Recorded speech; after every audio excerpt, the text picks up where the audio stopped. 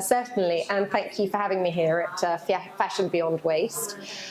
So I launched Rosamund Muir 5 years ago, and I actually launched the brand from my own personal experience of wearing heels, of wearing shoes, as a person working in London, going off to meetings, and also as a mum to 3 young children. And, you know, a woman has to be on their feet a lot. And often I would be walking in really torturous designer shoes. And I thought, right, okay, I love shoes anyway. And I was known for my different colours of shoes. And I thought, you know what, I want to make comfortable shoes, unique and very special. And that is how the brand started. Oh.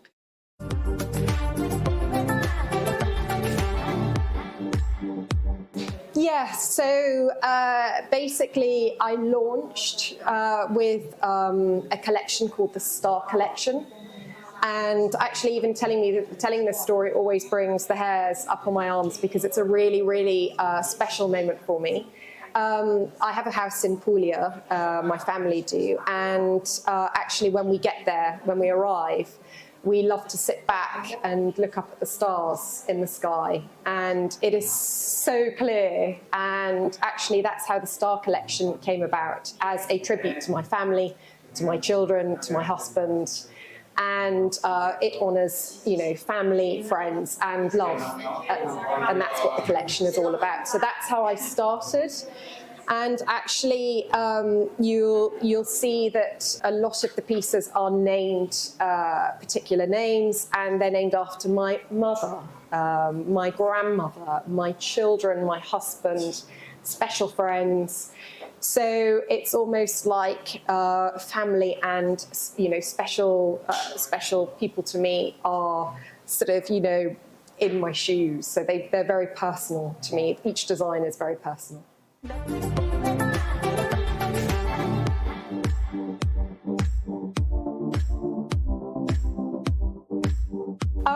Actually, a bit of both. So, for example, if I have a particular design, then I will look for the surplus stock leathers for that design. And sometimes, you know, for example, like Zero, for example, they might say, oh, we have some special suedes or calf hair. And if I see something that really captures my creativity, then actually I will incorporate that into maybe a new design or create a new piece for a collection.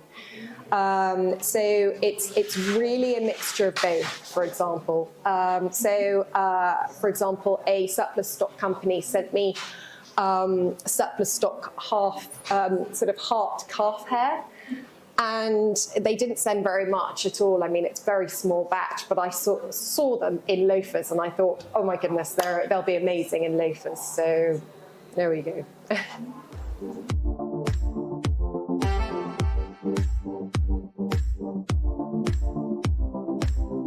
Oh, definitely as a creativity opportunity, because, for example, I'm known for unique footwear. So people come to my website when they're looking for something unique and something that's not on the high street that they're finding, you know, in the big designer stores where there's so many of them. So they're looking for something mostly colourful. When I look at the traffic of people coming to the website, they're looking for bright colours, pinks, orange, cobalt blues, greens, because they're, you know, sort of looking for more of the dopamine dressing. Yeah.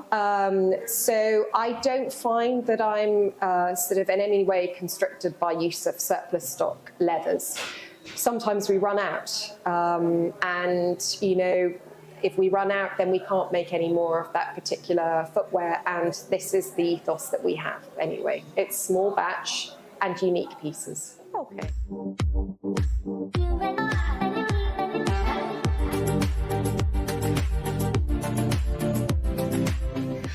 Sustainability is at the very, very heart, and I mean genuine sustainability. So circular fashion, that's the use of only surplus stock leathers. Also using leather soles where possible because they are biodegradable. Zero waste, so we're using up surplus stock leathers and using every part of that leather. Sometimes if there's a little bit of waste, they go to a school for their art and craft pieces, which is fabulous. For me, genuine sustainability is so important, and there's been so much greenwashing from other brands, which is so dangerous.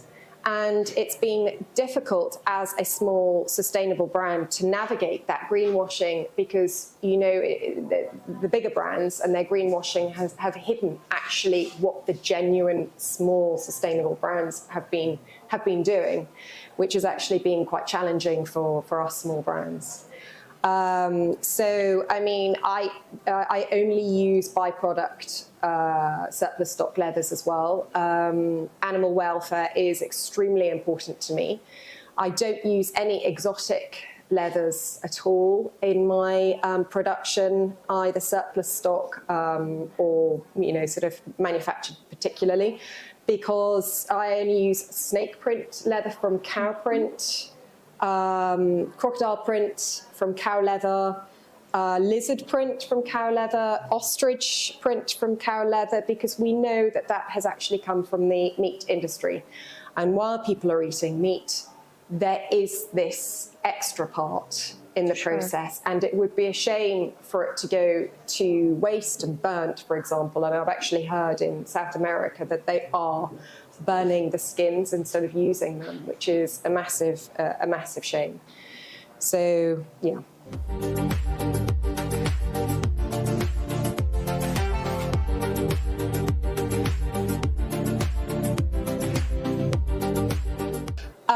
On so many levels, challenges. So, for example, number one was actually finding an atelier that was able to produce the quality that I wanted in my footwear.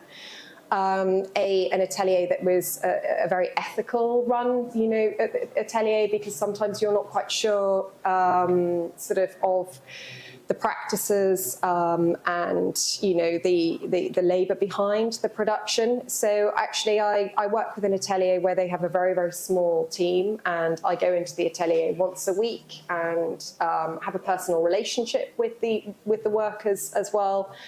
So actually that took up a lot of time to look for the atelier, and I did find it, and I'm very, very happy with this atelier. Also finding suppliers for, originally at the beginning, for surplus stock as a very small brand just starting off.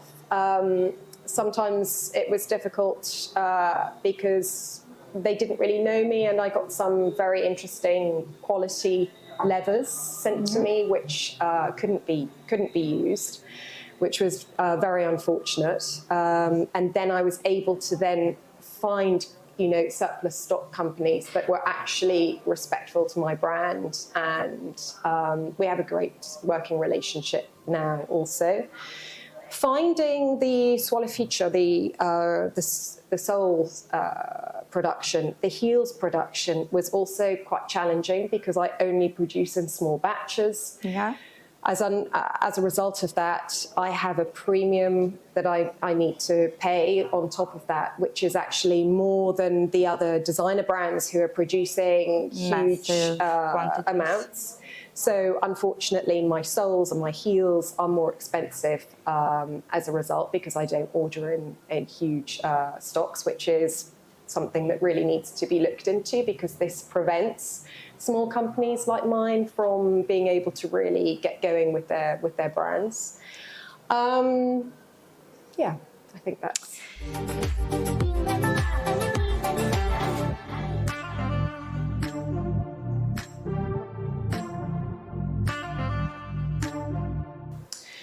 Yeah, I really do think that would make a massive difference. I mean, I really had to search hard to find, you know, companies that I could work with to provide the leather that I was after and the quality that I was after as well.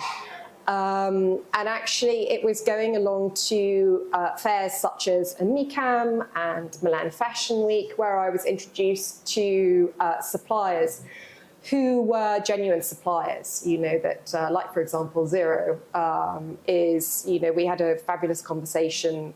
We understood exactly, they understood my needs of what I was working on within the brand as well. So I think it's very difficult sometimes when you're navigating around where do you start? Where do you start? And it would be great for more transparency in this area.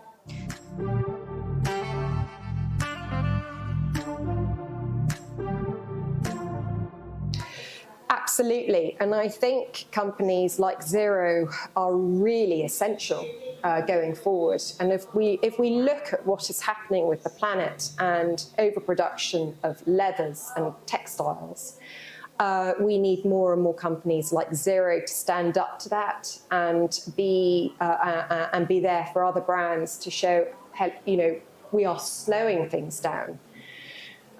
We are there to provide surplus stock, and you know we need to really make the customer understand that surplus stock is the luxury material at the end of the day. You don't want to be purchasing shoes where it's from overproduction. You really want to slow things down and help slow this crazy overproduction and fast fashion world that we have transcended into.